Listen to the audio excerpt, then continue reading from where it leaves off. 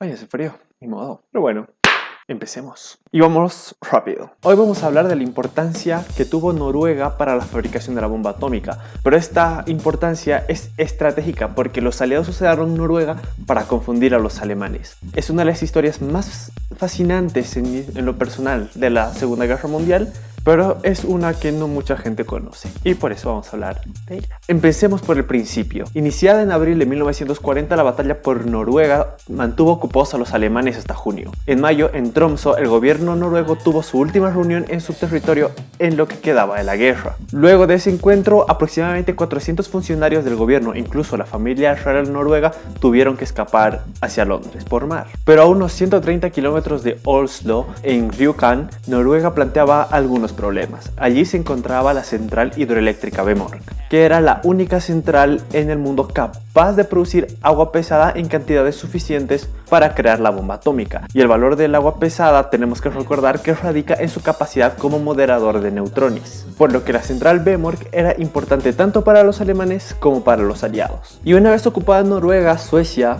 su vecina, se mantenía neutral, por lo que Escandinavia se convirtió en una ruta muy importante para el servicio de inteligencia británico. Y aquí es donde entra en juego Jacques Allier, quien relató su hazaña en una reunión con la Royal Society en abril de 1940. En esa reunión, los servicios de inteligencia británicos obtuvieron por primera vez información de gran relevancia sobre el programa atómico alemán. Tenemos que tener en cuenta que los franceses tenían una parte importante de la Norsk Hydro, la empresa dueña de la central Vemork, y supieron enseguida del repentino interés de los alemanes por comprar el agua pesada de la fábrica. Y también supieron que los nazis querían incrementar la producción de la planta en un 500%, dando instrucciones de mantener este asunto en secreto. Y cuando esta información llegó a los oídos franceses, se lo tomaron muy en serio, a tal extremo que el primer ministro, el ministro de Economía y el mismísimo Joliot-Curie se reunieron con Allier, que era el director de Banque de Paris et des Pays-Bas. De eso. Y también era miembro del servicio de inteligencia francés. Y pusieron en sus manos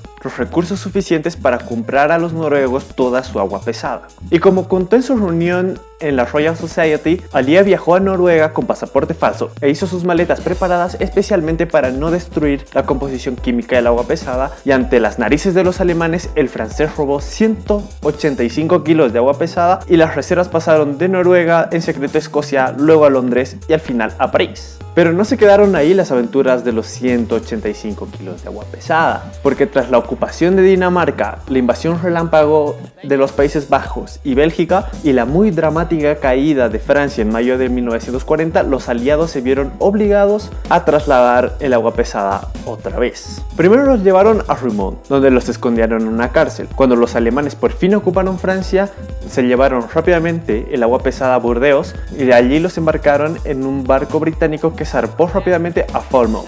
Ya en Inglaterra, los británicos volvieron a esconder el agua pesada en Woodmouth Scrubs, que también era una cárcel, antes de trasladarlos nuevamente y definitivamente a los sótanos del castillo de Windsor. No está claro si los nazis supieran del golpe de Allier, pero en junio de 1940, cuando ocuparon Noruega, sus físicos debieron pensar que se habían quedado con la única planta de agua pesada del mundo. Pensaban que habían impedido al enemigo el acceso a los ingredientes más importantes para cualquier explosivo atómico, pero al final resultó ser todo lo contrario. No pasó mucho tiempo antes de que la planta de Vemork se convirtiera en el punto débil del proyecto atómico alemán, porque entre las personas que trabajaban en la central conformarían una red de agentes secretos que en 2 años filtrarían información muy sensible a los británicos. Las autoridades de Londres supieron por el relato de Allier de que al menos una parte de los empleados de la Norsk Hydro simpatizaban con la causa aliada, y por consecuencia el francés también dio sus nombres. A las personas más importantes podremos llamarlos el núcleo de Norsk.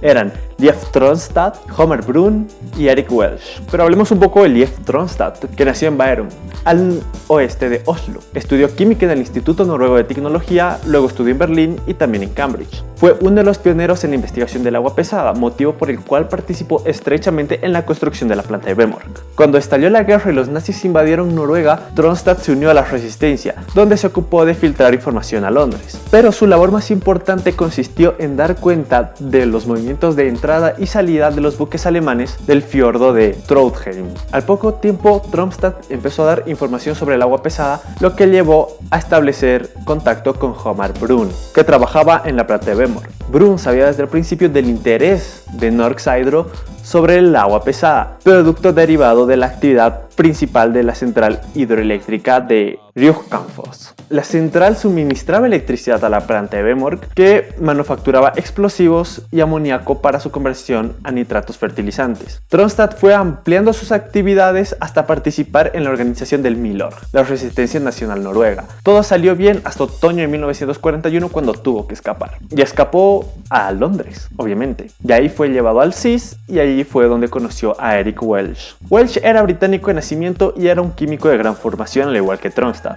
Había tenido un cargo importante en International Farvefabrik, que era una empresa especializada en pinturas de azulejos. Gracias a esto tuvo el acercamiento con Omar Brun, que le había pedido consejos sobre la corrosión del agua pesada. Welsh estaba informado de la existencia del agua pesada y muchos informes cablegrafiados de Tronstad acababan en su mesa. Estaba convencido que detener la producción del agua pesada de la central de Vemork tenía que ser un objetivo bélico prioritario. Y pues Omar Brun había recibido instrucciones de sabotear las instalaciones de producción, por lo que no tardó en contaminar el agua con aceite de ricino. Pero esta solución no era eficaz a largo plazo, y por otra parte Brun informó a Londres que las visitas de los científicos alemanes a la planta de Vemork iban en aumento. Según las sospechas del Comité Maud, estos científicos participaban directamente en el programa atómico alemán, por lo que Welsh se vio obligado a detener de manera definitiva la producción de agua pesada de Noruega. Su insistencia terminó en julio de 1941, cuando el gabinete de guerra ordenó la destrucción de la central de Vemork. Después de que se tomó esta decisión, Welsh concretó una cena entre Tronstad y John Cockcroft para el 6 de agosto de ese mismo año. Esa noche Cockcroft puso al día a Tronstad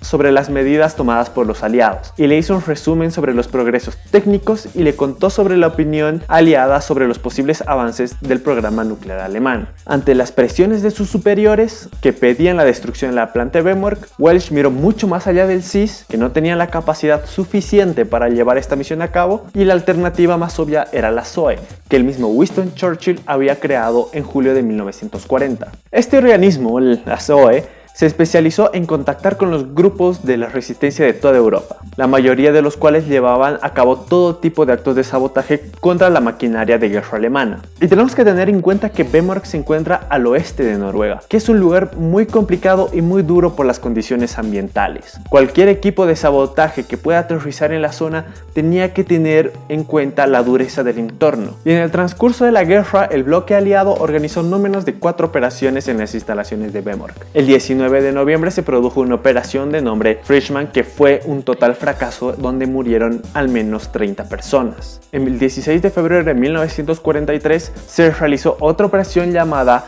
Gunnerside, que fue mucho más efectiva y no sufrieron ninguna baja. Sin embargo, la planta reanudó operaciones mucho antes de lo esperado, de modo que en noviembre de ese mismo año las fuerzas aéreas estadounidenses realizaron un bombardeo. La operación fue otro fracaso, y ante los ataques los alemanes se convencieron de que los aliados tenían la intención de destruir la planta, por lo que hicieron planes para transportar el agua pesada a Alemania. Los agentes noruegos averiguaron fechas y la ruta del traslado, y el 20 de noviembre de 1944 un tercer equipo de comandos voló sobre un ferry que llevaba el agua pesada cuando cruzaba el lago Tin, y la embarcación se fue a la mierda. Y esta operación costó la vida por lo menos de 20 ciudadanos noruegos.